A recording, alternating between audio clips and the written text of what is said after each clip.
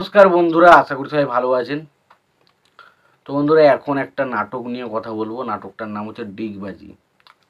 তো ডিগবাজি বলে নাটকটা নিয়ে এখন আলোচনা করব। নাটকটা কেমন লেগেছে, ভালো নাকি খারাপ, সেই বিষয় নিয়ে আলোচনা করব। দেখুন, নাটকটা অবশ্যই ভালো একটা নাটক। তবে বাকি আমি যে নাটকগুলো রিভিউ করেছি অপূর্বর, তার তুলনায় নাটকটা একটু একটু যেন ফিকে লেগেছে। বাট তবু বলছি, নাটকটা যথেষ্ট ভালো একটা নাটক। 50 মিনিটের মতো হবে নাটকটা। বাট নাটকটা কিন্তু খুবই ভালো। এবং সত্যি কথা বলছি, মানে অপূর্বর কাছ থেকে যে কটা নাটক আমি দেখেছি সেগুলো এতটাই ভালো লেগেছে, বাট এই নাটকটাকে ভালো হওয়ার সত্ত্বেও খুব ভালো বলতে পারছি না। তার কারণ আমার এক্সপেকটেশন এমন জায়গায় চলে গেছে অপূর্ব নাটকগুলো দেখতে দেখতে, আমি যাই দেখি ভাবি যে এর থেকে ভালো কিছু পাবো, এর থেকে ভালো কিছু। সেই কারণে হয়তো আমার এই নাটকটা হয়তো অতটা ভালো লাগেনি। তবে ভালো, অবশ্যই ভালো। তবে কিছু কিছু মানে মনে হয়েছে আরেকটু বেটার হতে পারতো। তো নাটকটার পরিচালক হিসেবে কাজ করেছে জাকারিয়া শৌখিন। ছবিটার চিত্রনাট্য এবং সংলাপেরও কাজ করেছেন জাকারিয়া শৌখিন, এবং ছবিটার ডিওপির কাজ করেছেন হচ্ছে সুমন হোসেন। ছবিটার কালার গ্রেডিং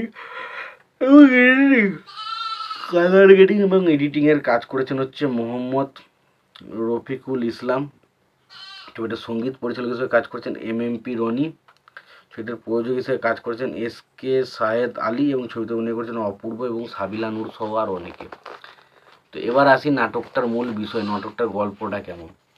তো নাটকটা দেখা যায় যে এই নাটকটার মূল গল্প হচ্ছে এখানে অপূর্ব এবং সাবিলা নূর, এই দুজন যে মানুষ রয়েছে, তাদের যে জীবনের ওঠা পড়া, বিভিন্ন পতন অধঃপতন, তার পতন, ক্ষতি, আবার লাভ, এই যে তাদের জীবনের যে দুঃখ সুখ দুঃখ, এই জিনিসটাকেই কেন্দ্র করে কিন্তু নাটকটা তৈরি হয়েছে।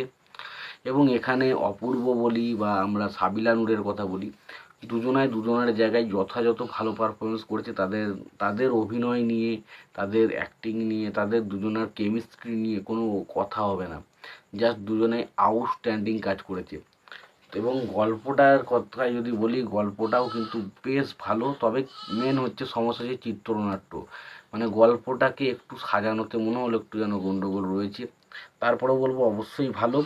কারণ যারা যারা নাটকটা দেখে, মানে অপূর্ব নাটকগুলো দেখেছেন আগেগুলো, তো তাদের ক্ষেত্রে হয়তো একটু খারাপ লাগবে। বাট বাকি আমি এটুকু মনে হয় যারা ফার্স্ট টাইম দেখবে তার কাছে কিন্তু বেশ মজাদার লাগবে। এবং নাটকটার মধ্যে বেশ কিছু কমেডি রয়েছে, কমেডিগুলোও কিন্তু ওয়ার্ক করে। এবং এক কথায় বলতে গেলে আমি এটুকুই বলবো, দেখুন নাটকটা অবশ্যই ভালো একটা নাটক।